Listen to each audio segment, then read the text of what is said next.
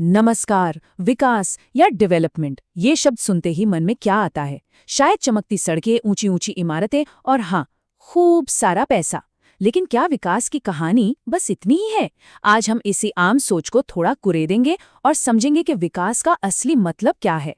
और बस यहीं से कहानी थोड़ी कॉम्प्लिकेटेड हो जाती है, क्योंकि एक इंसान की तरक्की दूसरे के लिए तबाही बन सकती है। जो एक उद्योगपति के लिए प्रगति है, वो एक आदिवासी के लिए शायद अपनी जमीन और पहचान खो देना है। तो सवाल ये उठता है, ये विकास आखिर है किसके लिए और इसकी असली कीमत कौन चुका रहा है? तो चलिए इस पहेली को परत दर परत सुलझाते हैं। सबसे पहले हम विकास की आम धारणा की बात करेंगे, फिर देखेंगे कि कैसे एक ही मंजिल के रास्ते बहुत अलग हो सकते हैं। हम औसत आय के भ्रम को तोड़ेंगे, पैसे से आगे की दुनिया में झांकेंगे और आखिर में प्रगति को एक नए नजरिए से समझेंगे। अच्छा, तो सबसे पहले बात करते हैं उस सोच की जो हम सबके दिमाग में सबसे पहले आती है। ज्यादातर लोगों के लिए और कई देशों के लिए भी विकास का सीधा सीधा मतलब है ज्यादा पैसा। एक सिंपल सा लॉजिक है कि अगर किसी देश की कमाई बढ़ रही है तो वहां के लोग खुशहाल हो ही रहे होंगे। पर क्या वाकई कहानी इतनी सीधी है? यहीं पर कहानी में पहला ट्विस्ट आता है। क्या तरक्की का कोई एक ही फॉर्मूला है जो सब पर लागू हो? और जो एक के लिए विकास की सीढ़ी है, क्या वो दूसरे के लिए खाई नहीं बन सकती? जरा यहाँ देखिए, विकास के लक्ष्य कितने अलग और कभी-कभी एक दूसरे के कितने खिलाफ हो सकते हैं। एक तरफ है भूमिहीन मजदूर जो बस बेहतर मजदूरी और सम्मान चाहता है, और दूसरी तरफ है एक अमीर किसान जो चाहता है कि उसे काम करने के लिए मजदूर सस्ते मिलें। यहाँ तो एक का फायदा सीधे सीधे दूसरे का नुकसान है। तो फिर सबके लिए विकास का एक रास्ता कैसे हो सकता है भला? और ये एक कड़वा सच है, एक का विकास दूसरे के लिए विनाश हो सकता है। एक उद्योगपति के लिए बिजली बनाता हुआ डैम तरक्की का प्रतीक है, लेकिन उस आदिवासी का क्या, जिसका घर, जंगल और पीढ़ियों की यादें उसी पानी में हमेशा के लिए डूब जाती हैं? उसके लिए तो ये सिर्फ तबाही है। तो जब लोगों के लक्ष्य इतने अलग अलग हैं, तो फिर हम पूरे देश के विकास को नापते कैसे हैं? इसके लिए दुनिया भर में एक ही तरीका अपनाया जाता है, औसत आय, या जिसे हम पर कैपिटा इनकम कहते हैं। ये विकास को नापने का सबसे कॉमन पैमाना है। वर्ल्ड बैंक जैसी बड़ी बड़ी संस्थाएं भी इसी एक नंबर के आधार पर देशों को अमीर या गरीब का टैग देती हैं। सुनने में तो बड़ा लॉजिकल लगता है ना, देश की सारी कमाई लो, उसे आबादी से डिवाइड कर दो और सच सामने आ जाएगा। पर क्या सच में? चलिए एक एग्जाम्पल देखते हैं। यहाँ दो देश हैं, देश ए और देश बी। जरा सोचिए, इन दोनों में से किस देश में रहना बेहतर होगा?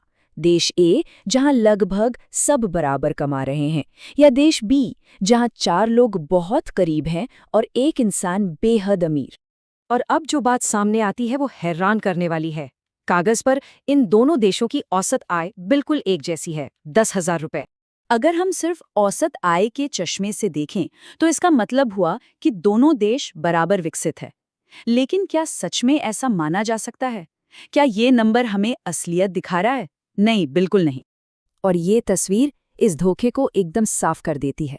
औसत आय ये तो बता देती है कि देश में कुल कुर्सियां कितनी हैं, पर ये नहीं बताती कि उन पर बैठा कौन कौन है।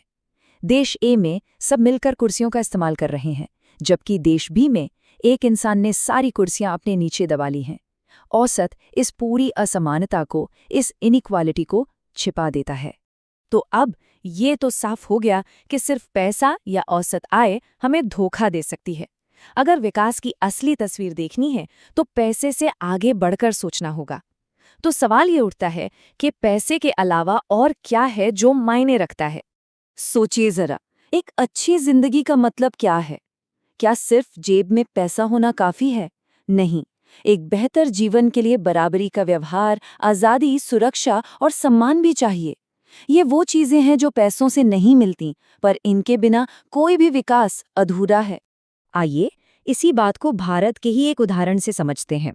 अगर हम सिर्फ पर कैपिटा इनकम यानी प्रति व्यक्ति आय को देखें तो आंकड़े साफ कहते हैं कि हरियाणा केरल से ज्यादा अमीर और ज्यादा विकसित राज्य है। लेकिन जैसे ही हम कमाई के अलावा दूसरी जरूरी चीजों जैसे हेल्थ और एजुकेशन के आंकड़े देखते हैं तो तस्वीर पूरी तरह से बदल जाती है। केरला में बच्चों की मृत्यु दर हरियाणा से बहुत कम है और वहाँ पढ़े लिखे लोगों की तादाद भी कहीं ज्यादा है।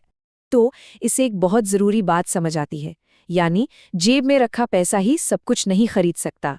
एक अच्छा जीवन जीने के लिए बेहतर स्कूल, अस्पताल और एक सुरक्षित माहौल जैसी कलेक्टिव फैसिलिटीज़ की ज़रूरत होती है, जो कोई अकेला इंसान अपने लिए नहीं बना सकता। तो अब तक हमने समझा कि विकास सिर्फ पैसा नहीं है और ये सबके लिए बराबर भी नहीं है। लेकिन कहानी यहीं खत्म नहीं होती। इस तस्वीर का एक और बहुत ज़रूरी पहलू है हमारा भविष्य। क्या आज की तरक्की आने वाली पीढ़ियों के लिए एक मुसीबत तो नहीं बन रही? और यहीं पर सतत विकास या सस्टेनेबल डेवलपमेंट का आइडिया सामने आता है। इसका मतलब बहुत सिंपल है, आज की तरक्की करो लेकिन ऐसे कि आने वाली पीढ़ियों का हक न मारा जाए। ये आज की ज़रूरतों और कल की जिम्मेदारियों के बीच एक बैलेंस बनाने की कला है। इसे और अच्छे से समझने के लिए हमें अपने संसाधनों को दो तरह से देखना होगा। कुछ होते हैं रिन्यूएबल, जैसे जमीन का पानी, जिन्हें प्रकृति फिर से भर देती है, लेकिन कुछ हैं नॉन रिन्यूएबल, जैसे पेट्रोल या कोयला। एक बार खत्म तो हमेशा के लिए खत्म। अब जरा इस नंबर पर गौर कीजिए। अगर हम आज की ही रफ्तार से तेल इस्तेमाल करते रहे तो दुनिया के तेल का भंडार सिर्फ 47 सालों में खत्म हो सकता है। सोचिए, बस 47 साल, उसके बाद क्या होगा? तो अब ये साफ है कि विकास को सिर्फ एक चश्मे से नहीं देखा जा सकता। हमें आय, स्वास्थ्य, शिक्षा और भविष्य की चिंता, इन सबको मिलाकर देखने की ज़रूरत है। और इसी सोच ने जन्म दिया प्रगति को नापने के एक बेहतर तरीके को, ह्यूमन डेवलपमेंट इंडेक्स या मानव विकास सूचकांक। यूनाइटेड नेशंस यानी यूएन देशों को कंपेयर करने के लिए इसी HDI का इस्तेमाल करता है। ये सिर्फ पैसे को नहीं, बल्कि लोगों की सेहत, उनकी पढ़ाई लिखाई और उनके जीवन स्तर, इन सब को मिलाकर देखता है। और जब हम इस पैमाने पर दुनिया को देखते हैं तो नतीजे काफ़ी चौंकाने वाले हैं। अपनी इतनी बड़ी अर्थव्यवस्था के बावजूद भारत मानव विकास के मामले में अपने पड़ोसी देशों जैसे श्रीलंका और बांग्लादेश से भी पीछे हैं। और ये इस बात का सबसे बड़ा सबूत है कि सिर्फ देश की इकोनॉमी का बड़ा होना ही विकास नहीं कहलाता। और आखिर में एक बहुत पुरानी कहावत है जो सब कुछ कह देती है, हमने इस दुनिया को अपने पूर्वजों से विरासत में नहीं पाया है, हमने इसे अपने बच्चों से उधार लिया है। तो अगली बार जब भी विकास या डेवलपमेंट शब्द सुनने में आए तो एक पल रुककर ये सवाल जरूर सोचना चाहिए, आखिर ये विकास किसका हो रहा है और इसकी असली कीमत कौन चुका रहा है, आज और आने वाले कल में भी? इसी सवाल के साथ आज की बात खत्म करते हैं।